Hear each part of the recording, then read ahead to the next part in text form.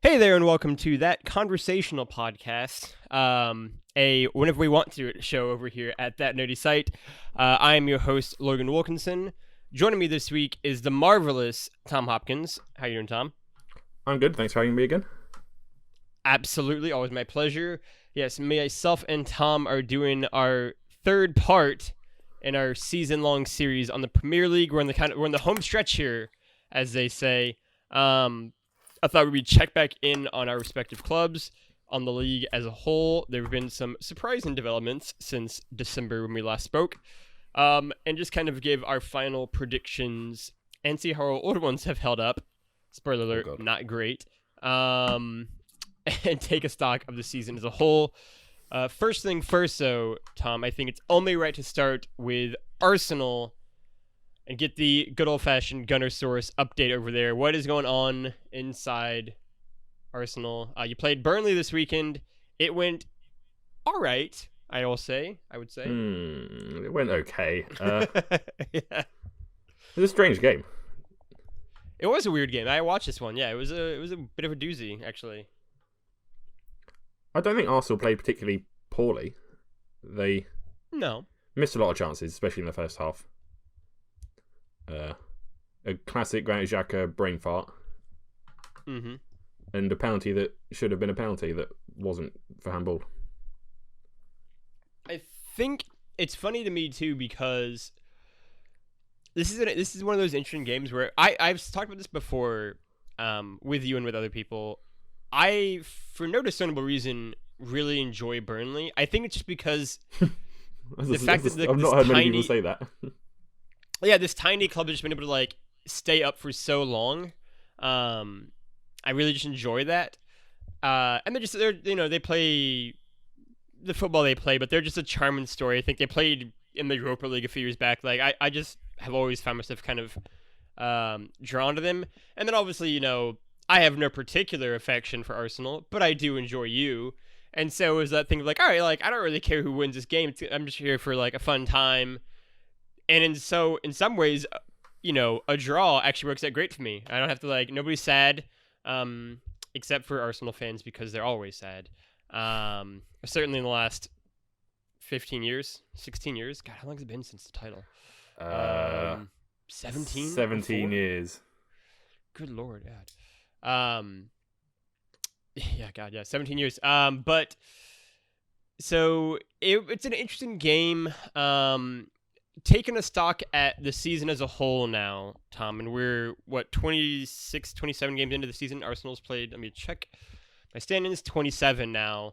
What is your kind of recap on how they've done the season as a whole so far, and where they've kind of tracked with your expectations and hopes for them? There are just for those listening who have not been keeping track of the Gunners, they currently sit in 10th place with 38 points. So I imagine not where you want them to be.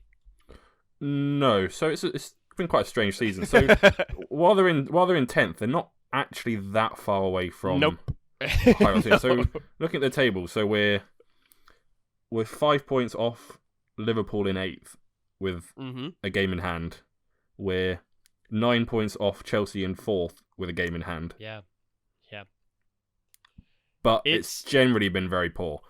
So there's been a lot of shooting ourselves in the foot with whether it be red cards, massive mistakes, or just playing poorly. We concede a lot of goals really early. Mm-hmm. We've been much better defensively. We've got one of the best defensive records in the league. You do, yeah. But I think going forward, we've been extremely inconsistent. Yeah, and that's the one for me is that, when we spoke at the beginning of the very first one of these pods we did, and we talked about, who we're looking at in terms of potentially being the top scorer, I think we each had kind of talked about Aubameyang as being a potential candidate, and he's had a weird year, I think it's fair to say. I mean, again, this entire season has been super strange and weird and odd, as we'll get to, I'm sure, in depth when we get to Liverpool, but Arsenal, to me, is in a lot of ways a good encapsulation of the weirdness of this season as well, because I don't even think they've played particularly poorly. It's not like they've been just cataclysmically awful, right? Like you would imagine if they're in 10th place. And Yeah, and they've had as many losses as they have wins, but it's like way more complicated than that to me, right? And they've had a lot of close losses, and they've had a lot of like weird losses, right? Like it's been a thing for me of unquestionably they've lost games they shouldn't have lost to teams they shouldn't have lost to, and in some cases in like weird ways, even the draw, like you kind of talked about it, like against Burnley, it was like it was just a weird game. Arsenal shouldn't have lost on Saturday. In normal circumstances, Arsenal win that game 2-0. Yeah, right. And I think absolute it's freak funny goal to concede too. And various other problems. Yeah, exactly. And it's a weird one too, where I think for a lot of the teams this year, if you aren't funded by a country, I think depth and the bench is really important. And I think you see with just every team playing so many games, the problems with having kind of this compact season with all these games, especially if you're playing either in the Champions League or Europa League. And I think Arsenal has been one of the teams who have not benefited from that. And I think you see people kind of understand this by like, at least in terms of, I would say, non-Arsenal fans, no one's really calling for the manager's head, right? Like no one really like I don't feel like anybody thinks, oh, it's his fault that we're, in 10th place with 38 points. It's like way more complicated than that. But yeah, 10th and 38 with 38 points, 11 wins, 5 draws, and 11 losses. Yeah, it's a weird time for you. What do you kind of have in terms of what you're expecting, what you're kind of hoping for in terms of the last 11 games of the season here for you? So, a lot of our eggs are going to be in the Europa League basket now. We've got Olympiacos on Thursday, Spurs on Sunday, and then Olympiacos again the following Thursday. So we went out in the same stage. Or was it a round before? I can't remember. But we went out to Olympiacos anyway last year in awful circumstances.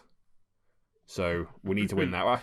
I don't expect Arsenal to win the Europa League, but we need to get as far as we can, because realistically 7th maybe is the highest we're going to get in the league at this point. Yeah, our next few games are the toughest. I think we've got Spurs, we've got Chelsea away, and then our run-in's quite simple. I know also we're in 10th, nothing's going to be simple, but yeah, I was going to say we've got on paper easier games. So how far do you reckon that you can get in the Europa League? Like, what would be a reasonably satisfactory kind of journey through the Europa League for you? Is it like semifinals? Is it like where are you kind of drawing the cutoff in terms of that? I think I'd be disappointed if it was anything other than we won it. Okay. But it kind of depends on who else we come up against. So if I look at who's still in it, I'm obviously United and Spurs would concern me. Mm-hmm. AC Milan, possibly if they're on the form they can be. They were at the beginning of the season, yeah. And that's probably it for teams that would worry me. Yeah, that's probably fair. You don't expect to win it, though. You're not predicting that you'll win it. No, I can see minimum one of the 3 English teams being in the final, if not 2 of them. I would agree to that. Because they're definitely 3 of the best 5 teams left in the competition. I would agree to that too. I think for me, let's look at this in terms of the standings first. In terms of Premier League, how many far back again are you of Liverpool? You're 5 back and 7 back of West Ham. Yeah, I mean, I think 7th place is realistically probably the highest you're going to kind of climb. If we go on a run, we could obviously go further, but no team other than Man City this season has gone on any kind of run. I just don't expect, and I think part of it too is obviously, as we'll kind of get to later on, it's a whole dedicated segment where we kind of talk about the table. I expect Liverpool to eventually recover somewhat. Like, I don't think they're going to keep losing every game at home. And then I think Spurs are going to finish comfortably in 5th or 6th place. I think West Ham, I mean, they're one that I'm really excited to talk about in a little bit, because like they're another like really weird team, and shout out to just David Moyes just doing what he's done for 10 years at Everton and it paying off here again at West Ham. And then it's always a thing for me of like, where does Leicester go? But yeah, I mean, I think if you made it to like the semifinals of the Europa League and got to like 8th or 7th place, I mean, that's, I think, things that are totally legitimate to kind of aim for at this point for Arsenal, for where they're at in the standings, I think, and where they're kind of at in the league. I think unquestioned, if you get knocked out in the Europa League of this round, that's kind of a disaster. Yeah, if we lose Olympiacos, I think again, you would agree to that. Problems. Yeah. I just think that I think Arsenal's a weird side. That has been true, as I'm sure you can attest to, for at least a decade at this point. It feels like you always, like, from the outside looking in, it feels like you always have like 3/4 of the pieces right, and then like the last piece is like really not right, and is constantly kind of just dragging everything back down, whatever that other piece might be, right? But it's always something that's just not quite right. And I think that in the terms of the compact schedule just kind of amplified that this year. Yeah, so for Arsenal this season, we've sort of had maybe 5 players who we'd have in the starting 11 every week without a question.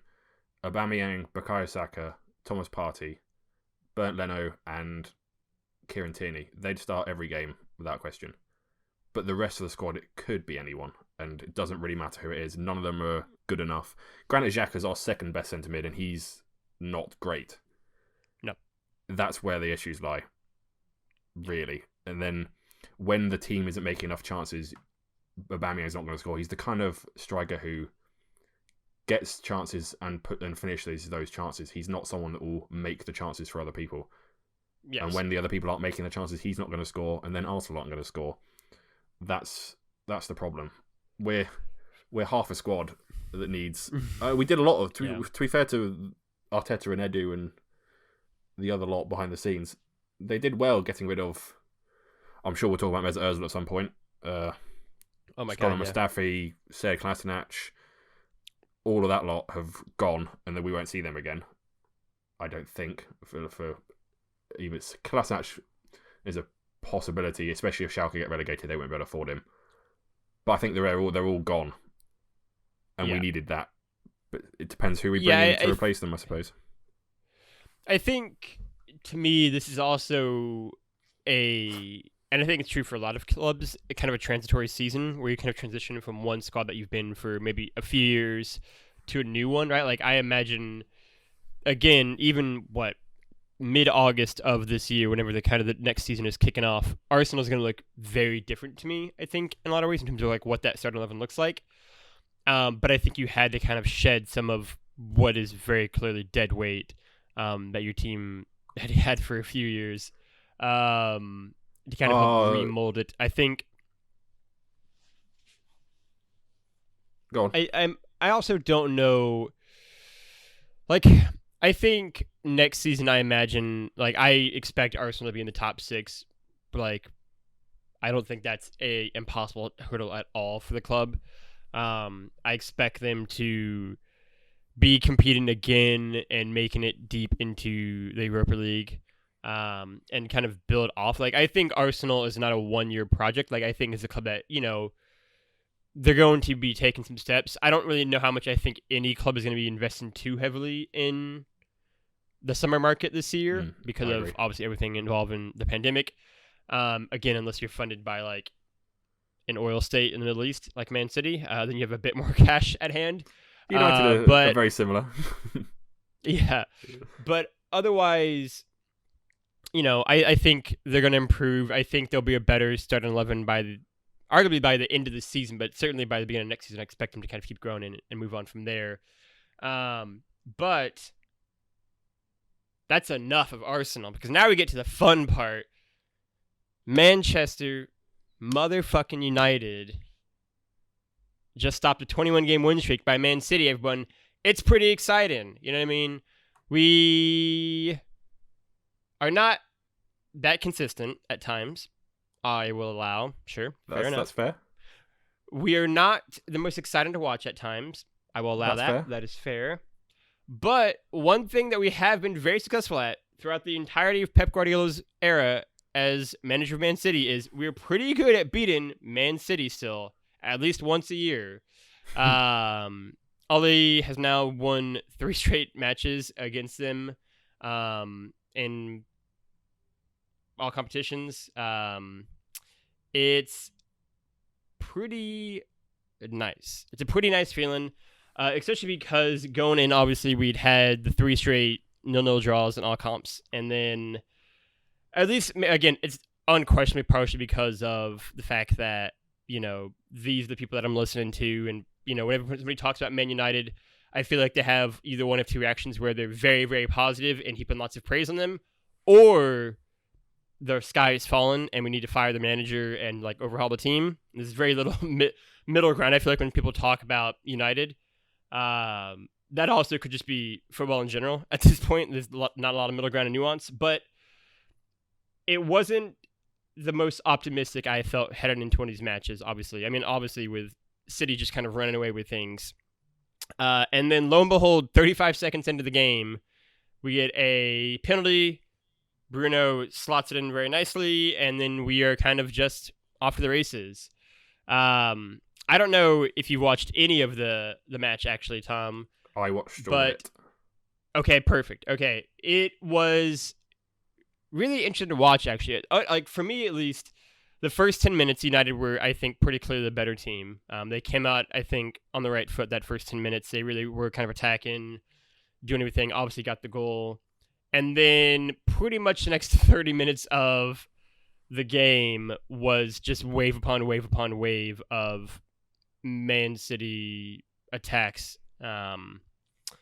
They held out. I thought Luke Shaw, even before the second half, where he kind of obviously played a very big role, did really well. In the first half, just kind of helping steer things down. Maguire had a lot of key kind of, I think, saves and helped prevent a few different goals or potential goals. I mean, I was really happy with the back line at United, which is something that I say only about 50% of the time. I think there's been a lot said, admittedly by me, about Victor Lindelof, but, he played, I think, quite admirably in this game. It was nice to see. We got another clean sheet, so I'll take that. And we beat City. I think the second half we played better. I would argue you probably would agree with that. I think that we're not going to win the league, right? We're not going to make up the 11 points with 10 games. But I do feel much better, right? We're 12 points United ahead of where we were this time last year, which is great, obviously. We're in second place. I feel, especially after winning this game, I feel fairly confident saying we will take second.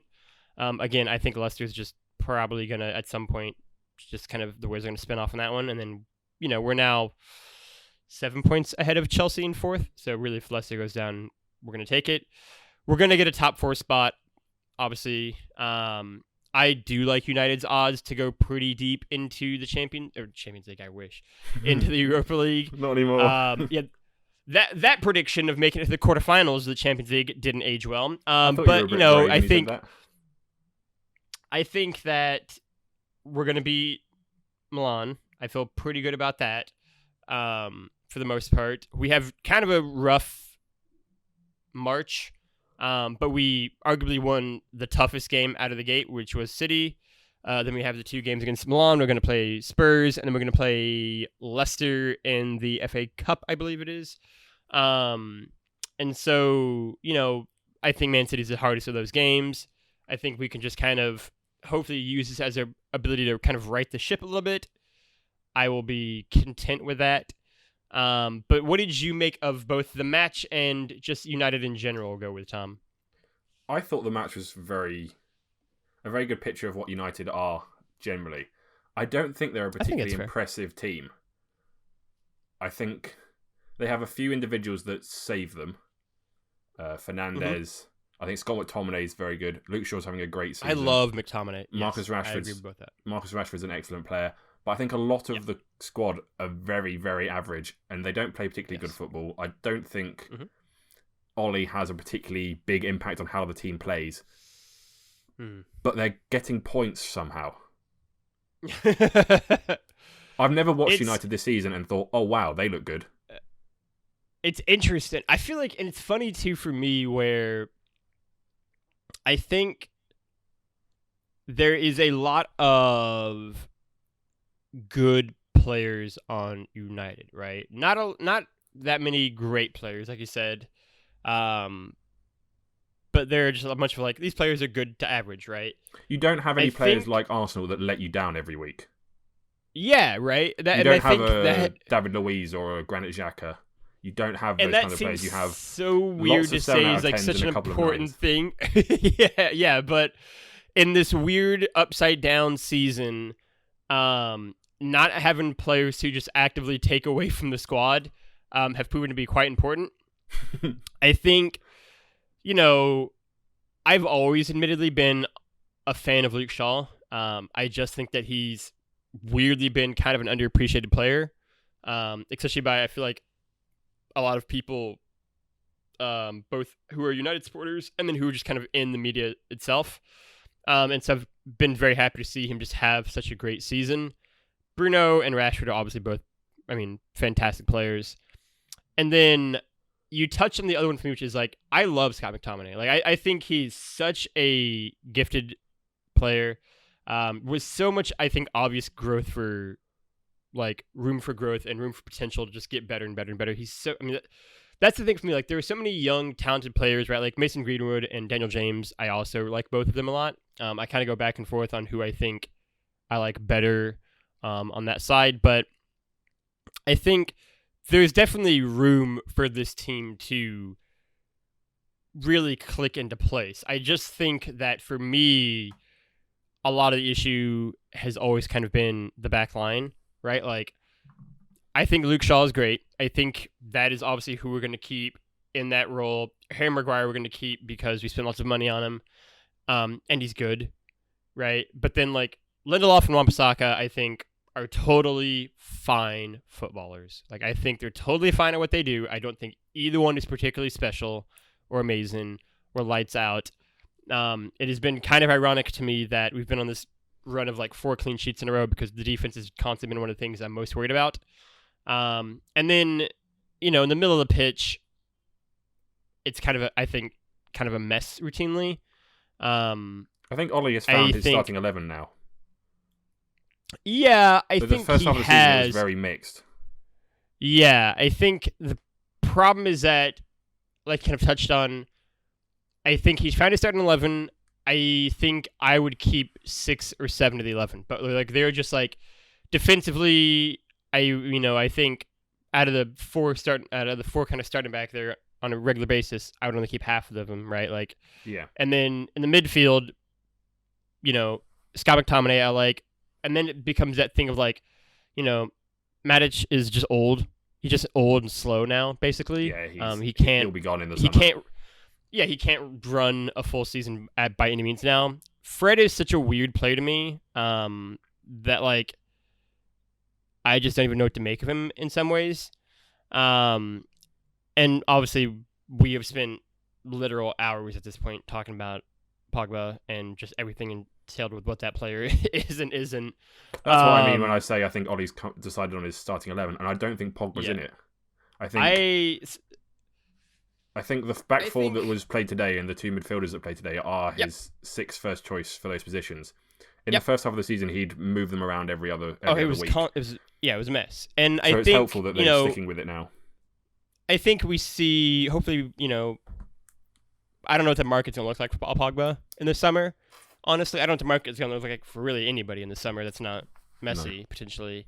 And even then, he'll have 2 options if you're Messi. But hopefully, we can look at offloading him and use that money to invest in some better defensive players, and even some better midfield players. I think that I think Cavani's probably going to leave in the summer as well. I don't really know if I see another 1-year deal in his future at United. And then I've routinely never been sold on Anthony Martial particularly. He's, to me, is another player who I think just has a lot of highs and lows, and increasingly just average days, just lots of average days. Like, he's the definition to me of, like, you are a 7 out of 10 football player. Yeah. That is what you are. You're not bad. You're not a bad striker necessarily. You're just not particularly great either, noteworthy. And we need goals. We need to score more. And so, that's our goal scored number is only 1 behind City, but that number to me is super misleading. I think the table is generally. Yeah, right. Like, I don't think it's an accurate reflection of how potent our front line is. And so you think about Man United. If I was to say at the beginning of the season that you were going to finish second behind Man City, you probably would have taken it. But Absolutely. Also, if I was to tell you were 8 points ahead of Everton with having played 2 extra games, you'd be like, "Oh, that doesn't sound very good." That doesn't sound right either. Yeah, right. I think, and Bruno Fernandes has 15 goals. Like 10 of them are from penalties, though. So it's like, all right, well, this is a weird. It's a very strange season. It's difficult to look at numbers and things and really get a good picture of how everything is. Exactly. I will say, in terms of where I kind of imagine us going from here, like I said, I think we have a real shot at the Europa League. I also think we have a real shot at the FA Cup as well. I think there's a chance we win something this year. Yeah, I think so. It's just kind of what they want to prioritize. I think we're going to finish in second place. I think we're going to finish, probably, if ideally single digits behind City in terms of the points. We're 11 right now. I'm an optimist. We only have to gain 2 points and we're 9 back, and we kind of can do that. And maybe City, once they realize they've won it and they want to focus on the Champions League, maybe they'll just. But even then, like, they have the depth where, like, their bench, they can rotate. Their bench today was just absolutely absurd. Yeah, it would like what. But I think we're gonna get second. I think we're gonna make a real run at Europa League and the FA Cup. And then I do think this actually, at least to me, even with it being such a weird year, feels like the first real progress we've made in so long. Right? Like, I actually feel like, all right, we actually are making some sort of strides. We actually have, like, beginning to form, like, all right, this is the back line. This is what, like, these players are going to always be in the starting lineup kind of thing. These are our key pillars. We've got a young core that's kind of aging up now. If we can just find a few good players to kind of plug in as well and fix some of those, holes in the squad, I think we actually can, make a half decent challenge next year potentially at City and what I imagine will be a much improved Liverpool, and make it out of the group stage of the Champions League. Although our group, even that, like that group stage performance was such a weird, like, we had the weirdest group where, like, with 2 games left, United's in first and PSG's like in crisis, and and Istanbul is like doing weirdly like all right in the group, and it's like and then like it just all goes sideways so fast, and it's just been a weird season. But I feel actually pretty good for the first time in a little bit with United, and I think Ollie's finally, I think Ollie is a very nice man, and I think that he is going to be a very nice man who I think at the very least is beginning to get settled. I don't think he's going to be out of the job. But, like, I think all the people who say he needs to go are just silly. I think he'll be in that role for, a few years. And hopefully that'll allow him to kind of figure out stuff more in terms of what kind of squad we want to be going forward. But I feel all right with United. But enough of that. People are complaining we're talking too much about United on this podcast, so I get it. It's fine. So we're going to go instead to picking on the table in general, Tom. All right? Yes. Because like you have mentioned... I'm worried about our predictions from last time. Yeah, it's a weird table. Our predictions from last time are absolute... It's a piss take. But... it's a weird table. And the first team I want to kind of talk about is Everton is in 5th place, 1 point back of making it into the Champions League. They're 1 point behind Chelsea, who's also had their own weird... Every team that's not Man City's... Well, even Man City's had their own weird, like, season filled with dramatic highs and lows. There are things you could say about every team in the top. About Man 15, City was in like 9th place. Place. At some point in time. I suppose even towards the bottom, the Burnleys, Newcastles, Fulhams, you could have things to say about them. It's only West Brom and Sheffield United that kind of tell their own story. Fulham was absolutely terrible at the beginning of the season. We were like, that was such an easy slam dunk. They're going to get in 20th, and then like they've somehow managed to like have a fighting not a pretty decent fighting chance to make Props it. To Scotty Parker, I think. Drop. Yeah, I think for Everton, what do you think? Do you think they'll make the top 4 first off? No. And second off, if you say no, where do you see them going, and what do you make of their year in general right now? So Everton, they started the season so well because they have a great first 11.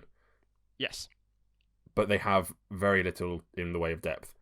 So when they lose Luca Digne, when they lose Allen, when they lose Richarlison, when they lose Calvert-Lewin, when they lose Michael Keane at centre-back, when they lose James Rodriguez, they don't have the players to bring in to replace them that are good enough to keep them where they are.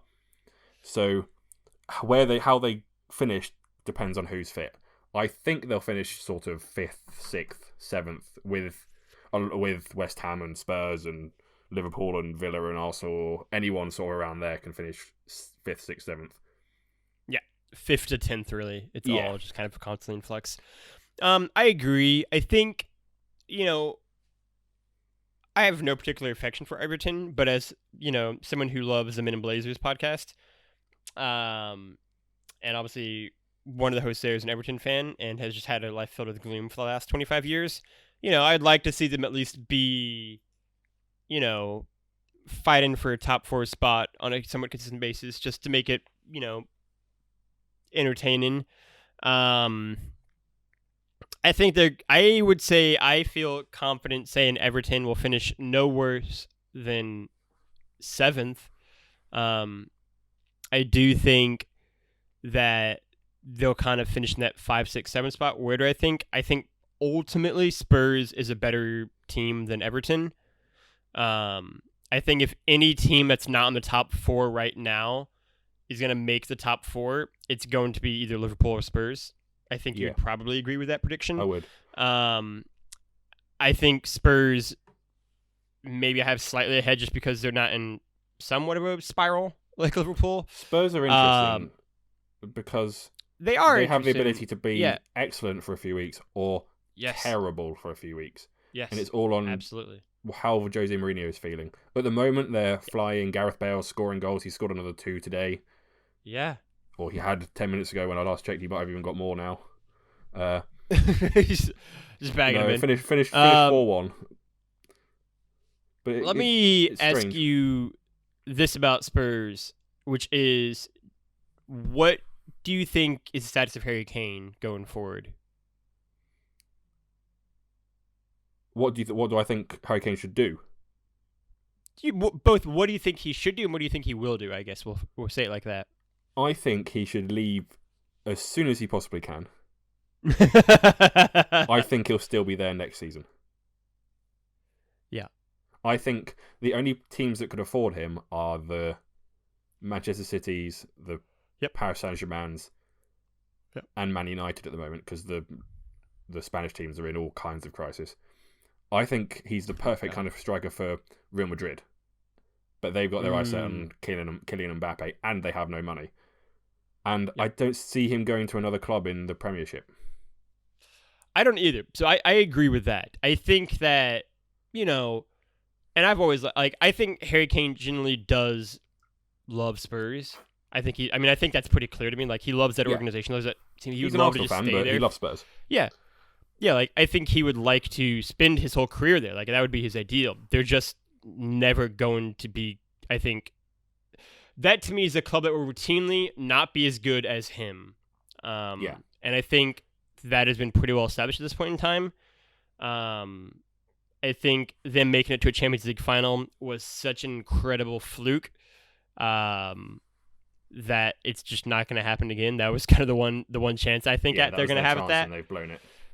And they've even had a few chances to like actually win a title, right? Like the season with Leicester won it, like Spurs arguably that was their crack at that bat. The saying that Arsenal fans had was Tottenham finished third in a 2-horse race.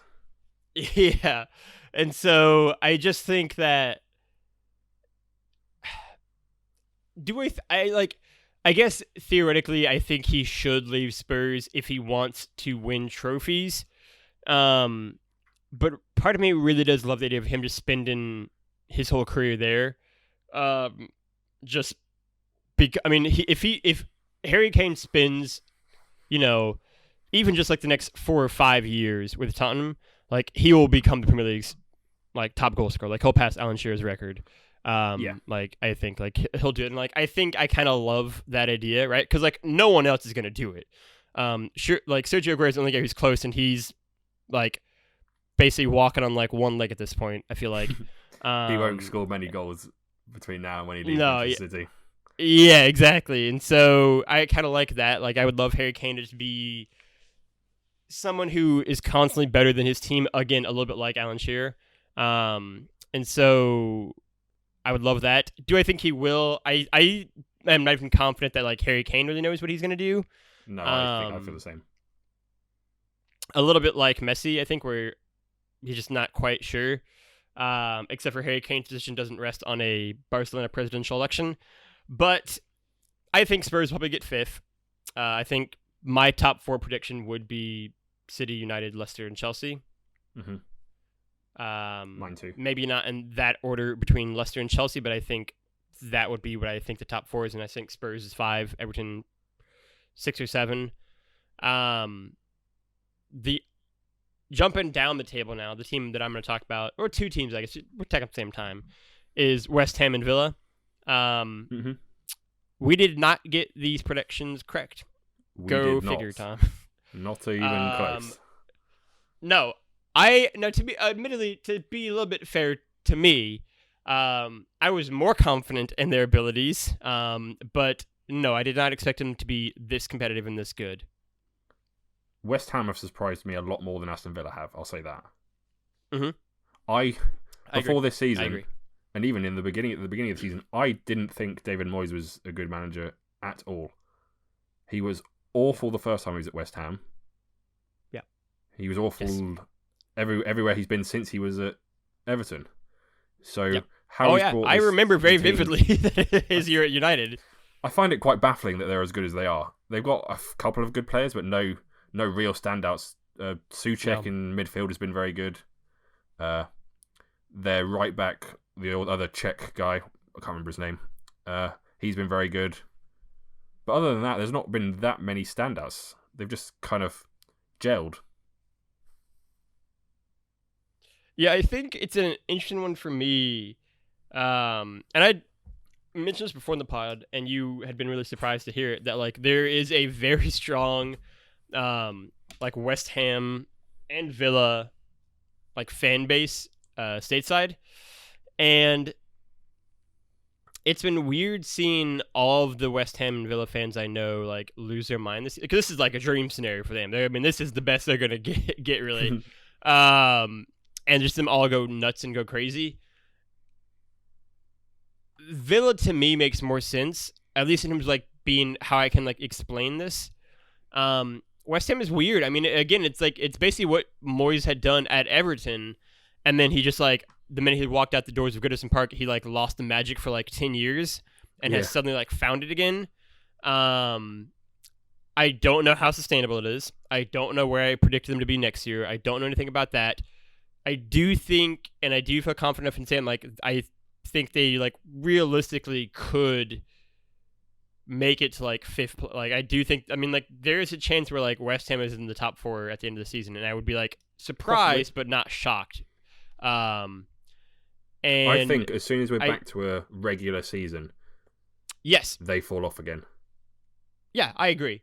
But that obviously won't happen until the end of the season, and so that's why it is, I think, like, yeah, like, I cannot tell you at all what they do next year, right? Like, next year, you could pick any number of the hat and be like, yeah, okay, sure, I could see that happening to West Anywhere Ham. from 4th to 19th. Yeah, right. But like this year, like I do legitimately think like they can do something, and like I enjoy watching them play, especially once they've gotten Lingard in there. Admittedly, as someone who has a soft spot in my heart for Jesse Lingard, I think he is absolutely just like brought an extra kind of level of like electricity to West Ham, and I find them really enjoyable to watch, which I am also just a fan of. I just like good football, and they're good football at the time right now for me. Yeah, I agree. But now we get to the fun one. Tom, what in God's name is going on at Liverpool? A few things. That reaction. I think it's a combination of things. So, number one and the obvious one is the defensive issues, central defensive issues. Yeah. They've had, what is it? I think they said last weekend it was the 15th different centre-back partnership they had with Kabak and Fabinho. Obviously, that's not going to help. Yeah. But I don't think it's the only thing you can blame it on. They've lost the intensity that made them who they were up until last season. Mm-hmm. It's just not there anymore. They don't win the ball back the same way. They don't press the same way. They don't get the ball from back to front as quickly as they used to. Something's not right in the way the team plays. Whether that's because of the season, they're not them being tired or mentally fatigued after everything that happened last season. Yeah. Or Klopp's not as interested anymore and he's not motivating them in the same way. Something's not quite right. I think it's the best example that I've kind of come to terms with Liverpool is a little bit like the Golden State Warriors in the NBA stateside, who won 3 titles in 4 years, had these crazy runs, put up like, the most wins in a season, did all this kind of stuff. We're just like a dynasty, for lack of a better term. And then they lost in the NBA Finals one of the years when they could have won their 4th title in 5 years. And losing that finals, they lost one of their best players, got injured, and then like early on in the beginning of the next season, basically Steph Curry got injured, and those injuries, and I think what was already a built-in mental and physical fatigue, like that's the thing that whenever people talk about fatigue for Liverpool, I feel like they're talking about like in the context of this season and playing all these games and having injuries and having depth. And for me, this issue is 4 years in the making. Yeah. You can only go, like, they are such a high-intensity team, like, just attacking, constantly running. Klopp has put, like, them on such a, like, pedal-to-the-metal kind of state of mind for going on 4 years now that, like, mentally and physically, you just are going to get exhausted from that at some point in time. That I think something that used to happen with Jurgen Klopp teams every season while he was at Dortmund. Yeah. Every season around sort of March time, the results would start falling off. When he first joined Liverpool, the results would fall off in March sort of time. It's only since he's had the full squad as he wants it to be, where he can rotate when he needs to. He's got the right players with the right attitude that they're able to maintain it for the full season. And I think it's both inevitable and also something that like I don't think is a long-term impact, right? Like I think this time next year I expect them to be very much competitive, and in it I think that in the most simple way possible, teams need an off year every now and again to just allow them to kind of reset and allow like the collective breath to kind of occur, and kind of allow them to kind of reconfigure things, right? Like, because that's the thing, like during Klopp's time, they haven't made too many changes since their first little kind of run at it. It's been a pretty static Liverpool squad, and I think they're beginning to get to their breaking points. They're going to have players come in and out eventually, and I think you're going to see that this summer to some degree. And I think they just need a mental reset. I think they just need to kind of get punched in the face a little bit, go out early, not worry about the season, kind of flip off. I think the area they're going to focus on, whether Klopp wants to yell at everybody who suggested or not, is going to be the Champions League. Because while I think Liverpool is just kind of a mess right now, I still would pretty much put them above all but 3 or 4 teams in Europe, even still. Yeah. I think you give in a 2-game kind of tie, I just like their odds against really anyone, right? And they, to me, are like the definition of it's a football analogy, but like an any given Sunday kind of scenario where like any given Sunday, they just feel like they could walk on and beat anybody in Europe. I don't care if they're playing. I see them currently much more off form than having got worse. Yeah, I agree. I think there's a few things that haven't helped. I don't think Thiago is the right player for them. I think I 100% agree. A continuity player, not a front to back, yep, quick pressing kind of player. He's just not the right kind of player for their team. But I think they'll come around. Yeah, I mean, I think they'll finish, that 5th through 10th area is just kind of a bloodbath a little bit. But, like, they're not going to keep losing. They're going to turn it around. It's not going to happen. No, like, they're not going to keep losing at home. They're not going to have, like, this, like, 125-year worst, like, home loss stretch thing. Like, that's going to get snapped eventually. And we talked about this a little bit, actually, in the first 2 pods, which is that, like, I think Liverpool is a club that is uniquely, in some ways, connected to the crowd, right? Like, I think they feed off of the fans in just a different way than other teams do. And I think the absence of them being in the stadium has affected Liverpool as well. Like, I just think it has. And I think certainly if the fans were in the stadium, they would not have lost 6 games at home in a row. Like, I just don't think they would have. Like, I just think there's something in it. They feed off them a different way that I think, hopefully, knock on wood, certainly at some point next season, the fans will be allowed back in, ideally, obviously, by the start of the season, but just at some point in time. And, like, I think that will also help kind of, like, steady them up as well and give them that kind of that extra oomph as well. I think anyone who's predicted Liverpool to, like, finish out to the top 4 for next season as well is just totally missed the point. I think I very much expect them to be challenging City, and hopefully, fingers crossed, United for the title next season. I still expect them to be challenging for a Champions League title next season as well. Like, I think they've had an off year. I think they needed one. Right? Like, they obviously won last season in breathtaking fashion. They got like 98 points. And they should, in any other season in the history of the Premier League, they won the season before that as well. Yeah. They absolutely kind of got robbed in some ways. They lost 1 game and lost the title.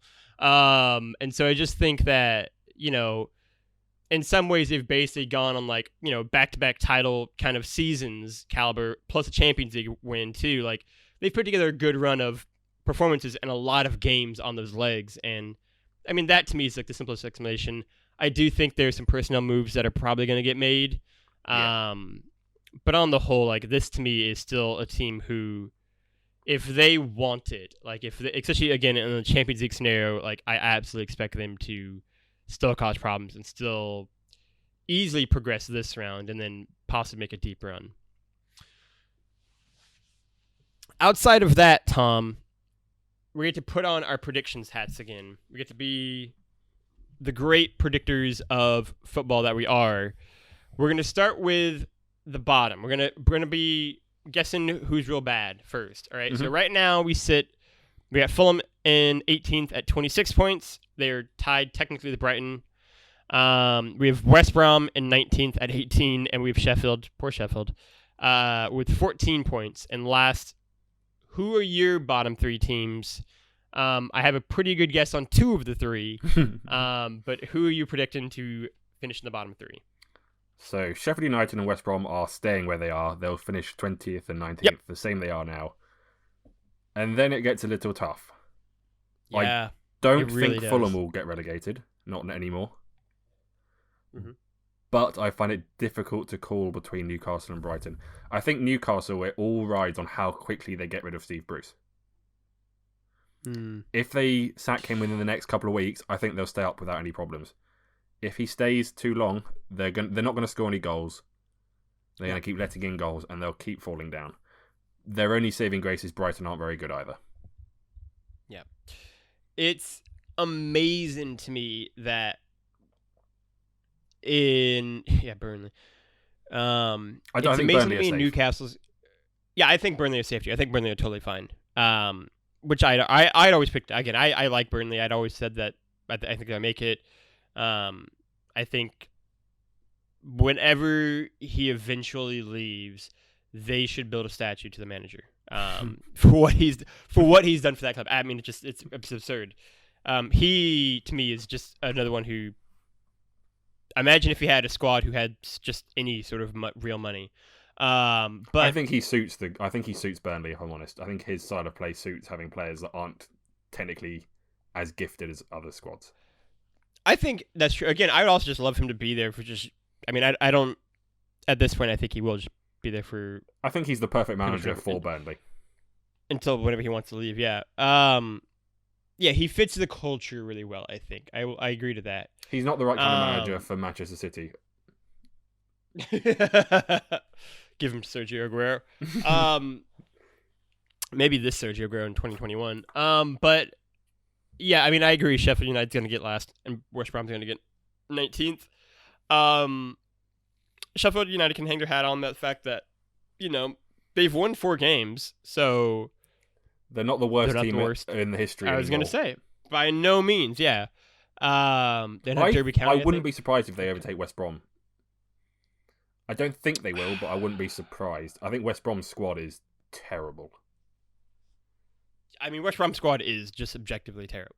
Awful from back to front. I mean, they're just not good. I mean, I'm looking at the numbers right now. They've allowed 56 goals, which, in case you were curious, is indeed the most of any team. A couple of weeks ago, they started a back four of exclusively Arsenal Academy graduates. That's how good they are. I mean, there you go. They're just making you proud, Tom. Yeah, they're I think they conceded 5 11 worse than the next closest. God, defense. In terms of goals allowed. Yeah, I mean, West Brom's terrible, but I also think that Sheffield, to be fair, is terrible. So yeah.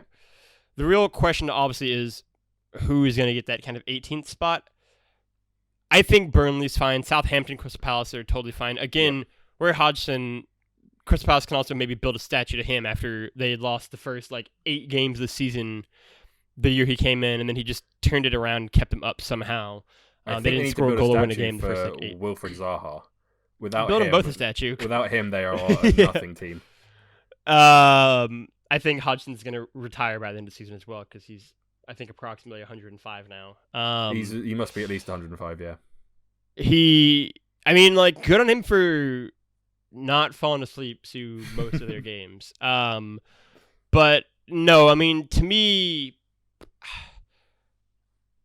I just think that... If you were to ask me to put money on it, I'd say Brighton are going to go down. Yeah. I would probably say something similar. I don't want Newcastle to go down. I like their history and everything involved. They're too good of a squad to be this bad, I will say, and I think you would agree to that. Yeah, I would find it very funny if they got relegated. Yeah, I would enjoy it a lot. They should never have been in this situation to begin with. No. They, along with a few other clubs, just need new ownership, for starters. But I think probably Brighton goes down. Brighton's also had a hell of a run to begin with for stand up as long as they have, and being as good as they have the last few years. But it's probably them. If you made me bet on it, yeah, I mean, I would say either them or Fulham. I actually think Newcastle's more safe than you, it sounds like, because I do think they're going to get rid of Steve Bruce pretty soon. If they do, I think they'll stay up. Yeah. They don't score enough goals, Newcastle. Nope. That's easy. Have you got the numbers in front of you, how many goals they have scored? They've scored 27. I do, in fact. They've scored 27 goals. The following teams have scored less than Newcastle. It's not a big list. Burnley, which is to nobody's surprise. Yeah. And then it is the bottom 3 teams of Fulham, West Brom, and Sheffield United. Those are the 4 teams who are worse off offensively than... As a guess, do Newcastle let in more goals than Burnley do? Oh, absolutely. Yeah. That's the problem. They're bad at Newcastle has let in 8 more goals than Burnley. They also have a worse goal differential. They're also just worse. I mean, they have 3 less points. Brighton hasn't won a game in the last 5 games, it looks like. They've got I a can see, yeah. 9 worse goal difference than Brighton and a 6 worse goal difference than Fulham. Yeah. I mean, it's not ideal for sure. Again, they're just. It really is a shame in some ways. Like, they should never have been this bad. They're another team who I think should just have new ownership. That can be its own fun segment, like Arsenal. I think you probably agreed maybe should have new owners. Yes. And then I would maybe not hate if United got new owners. Yeah, I don't think you're alone in that. Or if the Glazers just spent any of their money on seasons when we weren't in the Champions League. So that Man would be United great helped too. a lot by being Man United. Yeah. Just the It's name pretty alone nice. earns them money. Yeah. But that's the thing. Like, I think, and that's why, like, I feel like it's maybe beginning to kind of change. But, like, the Glazers have, certainly since Fergie left, have run United like a business and not a football club. I think they definitely were steering it in that direction when he was there, but he's, Fergie, and so he kind of got what he wanted in some ways. And then I think the minute he left, they just kind of began to change how they're making business decisions. But also I think anyone who's not Man City, just, if you're not funded by an oil state like Man City or PSG, it's not the best financial times for you. That's why again, I've always kind of been of the opinion that, like, I think ultimately Messi is not going to leave Barcelona. He could go to Manchester City and that's it. Yeah, and I don't think he will, is my thing. There's no one else, not another club in the entire world other than Paris Saint-Germain and Man City that can afford him. And PSG won't take him. Yeah, I don't think he was going to go to PSG. And Man City, I don't think I've never thought that this Man City team and this Pep Guardiola team is a particularly perfect fit for Messi. Like, everyone, I feel like when it's like, oh, it's perfect, it's ideal. Look what he did a decade ago. And it's like, but those are two different teams. Like, these are not the same kind of clubs. Like, I've never been of the opinion that it would be as good a fit as other people have thought it would be. I think they'd have to play him centrally. He wouldn't play on the right wing. And I don't, like, this man, we haven't really talked about that much, but Man City's really good, guys, since we last spoke to you. They're at the front of the table.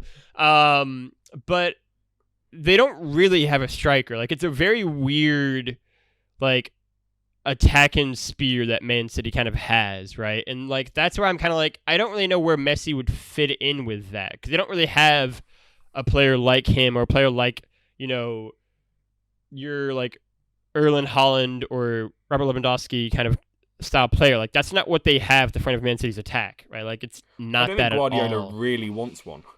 Yeah, and that's the thing.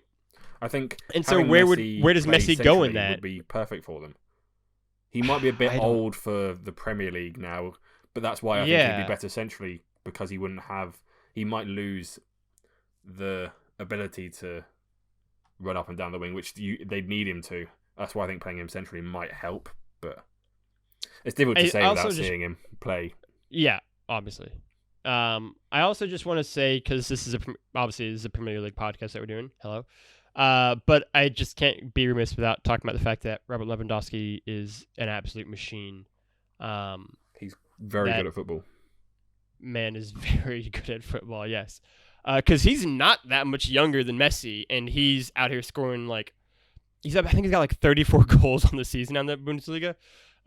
Something just gaudy number like that. So he has managed the pandemic well. Bayern, less so as a whole, but he's done pretty all right. Otherwise, Tom, the last little segment we'll do, because I want to, even though it's not really Premier League related, but we're going to do it anyway, because the next episode we'll do of this podcast will be at the end of the season. What are your Champions League predictions? What are we looking at here in the final 16 now of the Champions League, and what do we look like? Let's say, who makes the top 4, and what is the final, and what does the winner look like? So I need to look at the fixtures again, because with Arsenal not being in it, I've not paid that much attention. Oh. So I think it's Manchester City, or Bayern Munich. That win? Yeah. I think the Spanish teams aren't good enough. No. Barcelona and Real Madrid, their squads are too small and too I just think they're not form. good enough. I think it's just I just think they're just not good. Atletico Madrid have been the best team in La Liga this season, and in the in the Chelsea game, it showed they're really not that good. Yeah, Bayern Munich, if Bayern Munich play as good as they can, they will win the Champions League.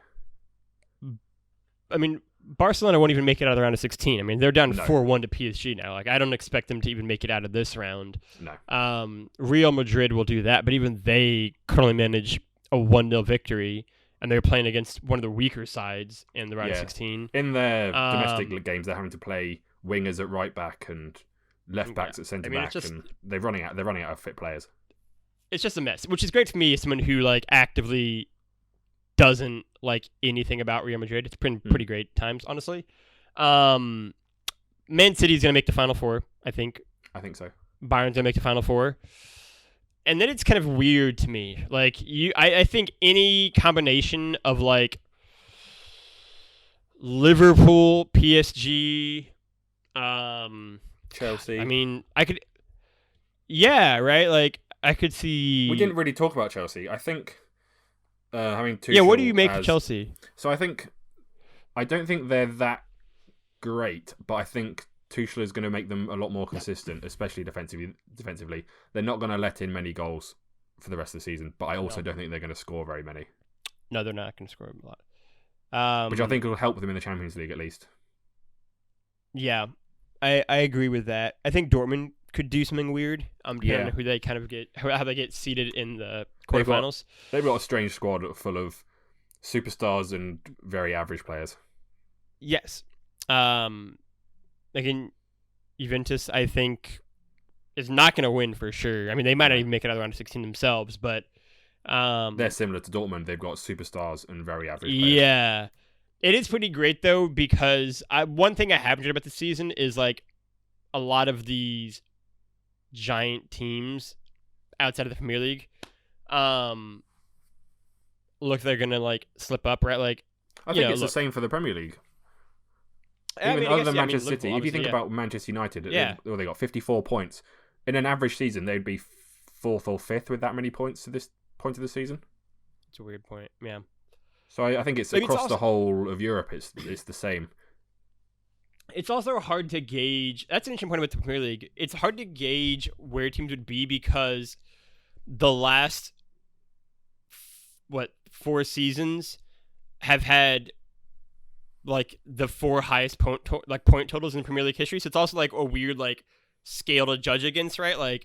Teams don't typically get anywhere from 96 to 100 points in the Premier League when they win the title. That's not the average amount. And so it's also a weird anomaly the last 4 years is City and Liverpool just going crazy. And even Chelsea, when they won the last non-City Liverpool title, got 94 or 5, I think, some silly number like that. What I usually base it off is Arsenal, when they used to finish 4th every season, would usually get between 70 and 75 points to finish 4th. Ooh, okay. That's almost 72 is always the number out of my head for finishing 4th place. Okay. So that's where I sort of see 4th place being. That's not going to be the case this year, probably. No. We have 10 games left. Even if let me just do a real quick math.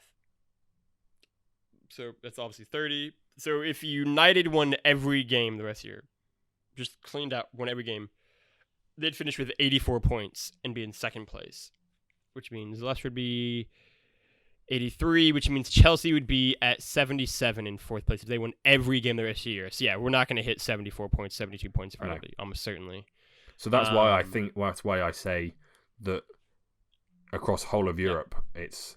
Obviously the pandemic has played such a role. Yeah, it's played such a role. Yeah, it's not the fault of the teams. It's of everything that's going on. But I think it's difficult to say how good teams really are currently. Yeah, I think Liverpool could win the Champions League. Bayern can win the Champions League. Man City can win the Champions League. And then I think another team outside of those 3 can win the Champions League. I don't think so either. I think Paris Saint-Germain are the next in line, but they have a phenomenal front three, front two. Yes. A couple of good players further back, and then again an average squad. Yep. I mean, they might not even win the French league this season. No, true. Which again it's exciting thing. Again, like PSG might not win in France. Juventus, I would argue, is not going to win in Italy, which is great after 9 straight titles. And Bayern, there is a half decent chance they don't win the Bundesliga. Yeah. They only have like a 2-point lead, I think, right now. Like that to me is exciting. If for no other reason than because I like, I'm not opposed to dynasties. I like a good dynasty, obviously. I'm a United fan. But I think when you win 9 or 10 titles in a row, that's gratuitous. Then it's just like, then maybe your domestic league isn't that great. Maybe that's the issue. If you win back-to-back or 3 in a row, that team is just excellent. When you win 9 or 10 in a row, maybe your league has become not particularly that deep. Yeah. I mean, I think we would probably all make that claim about the Bundesliga. I think it's always kind of been any given year Bayern's going to win.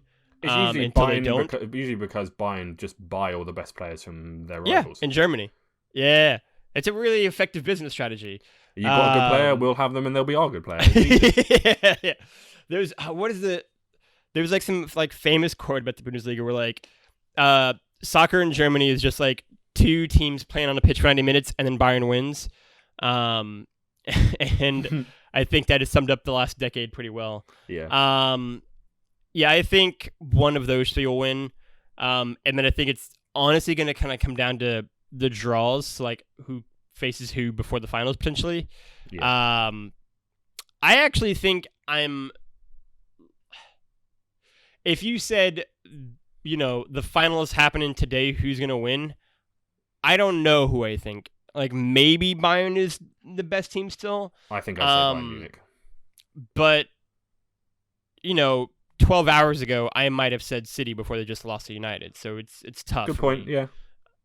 Because they were just on an absolute tear. Yeah. I'm definitely curious to see how they do in response to losing their first game in 22 games.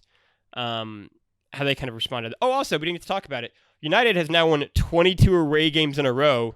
That's just that's absolutely absurd. That's a crazy amount of away games in a row. That is an absurd stat. Not as good at home, obviously, which is, again, a bit upsetting, but nonetheless, 22 on the road that was the thing, like, going into the game, like, City obviously had a 21-game win streak, and United won 21 games in the road. Who was going to win? And everyone's like, well, this is pretty easy prediction, I think. And then United, in classic fashion, does really good against big opponents usually, or does all right at the very least.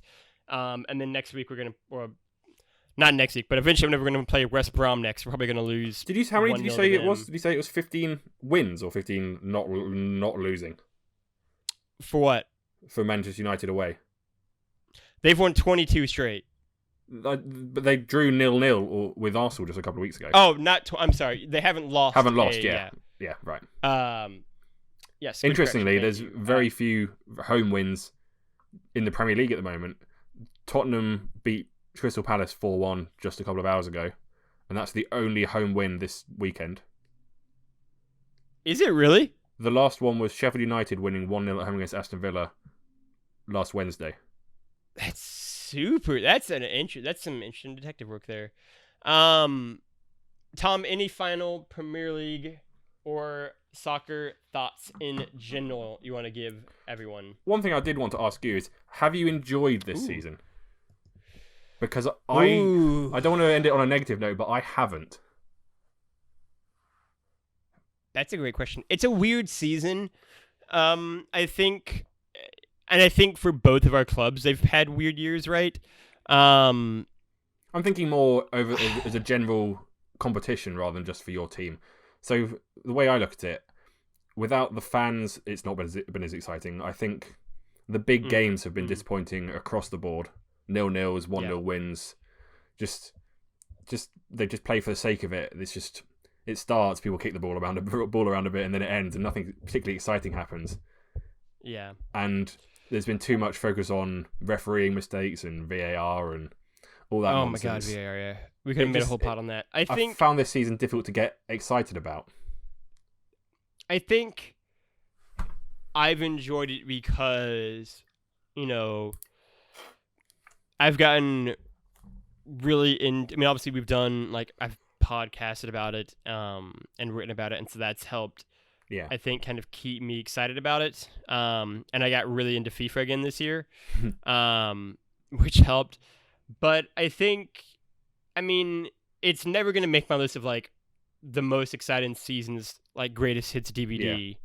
Yeah. And I think that's just partially because of the fans not being there. I think partially because, especially now, I think we're seeing more sloppy, tired football. Yeah. And I think that's also a product of this, right? This is not a high-flying shootout season. This is a season that is just, I think, players are just tired, right? And also don't forget, theoretically, they're not going to get really a summer break either because the Euros are technically this summer still. And so I don't know what that means for next season as well in terms of the football we're going to get. I think they'll be tired again. Hopefully, at least we have fans in the stands. And then it should be said as well, for what it's worth, that they won't get a break next summer as well, because next summer, Tom, is the World Cup. I guess they get the summer off because it's in the fucking winter. Desert. So yeah, they'll get a summer break, but then they're going to get murdered in the winter. Yeah. So next season, I guess it starts early. I haven't checked. It's just a guess because if they're missing out a few weeks in the middle of the season, actual cup is December. Yeah. So they'll have to give at least have to be 5 weeks, I guess. They'll have to take out the middle of the season. Yeah. So I assume we'll have to start. Yeah. So Monday the 21st of November is the start date of the World Cup. So they'll have to start almost it early. Like you shouldn't have picked a spot that's an actual desert where it's 110 degrees in summer to host the world's biggest sporting competition. I don't want to say anything that might get me assassinated, but there's some things going on behind the snes that might not have been best. Yeah, that's a great point. Nonetheless, that is the pod. If you like what you heard, you can go follow us over at That Nerdy Site. You can also go support us. That's what I was looking for. Over at patreon.com/thatnerdysite, like all the wonderful patrons have, who've kept the lights on and allowed us to do pods like this. You can also go support us on Apple iTunes, SoundCloud, Stitcher. I don't know if my show notes open in front of me, but I'm just kind of doing it from memory. Go to all those things. Leave 5-star reviews. Rate and review us on iTunes. And then otherwise, you can go find Tom at Tom Hopkins 9. I believe, again, I did that from memory. I think that's right, Tom. That's correct. Yep. Yes. Tom, anything you want to plug or shout out or mention on your end? Nope. Nothing for me, really. All right. That makes that easy. All right. I should really get a channel to shout out or something. Yeah, I'll give Tom a shout out. He recently switched sites he's working for. All right. That's exciting, Tom. I did. I had my first week last week. There you go. See? For myself, you can go find me over at Lefty Logie, Lefty Loggy, Loggy. Say it however you want. I don't care anymore. And then you can go find all my stuff at That Nerdy on the internet, on Twitter, all the stuff. I recently went back and had a feature where I went back and reviewed the last 10 years of Game of the Year winners for myself. Mostly happy with that list. I only changed one, so that's pretty good. Otherwise, you can go find That Nerdy Site at That Nerdy Site all across the internet. Otherwise, for myself, for Tom, for all of the fans out there of footy, I usually say play your games and be good to each other. I don't know, watch your soccer and be good to each other.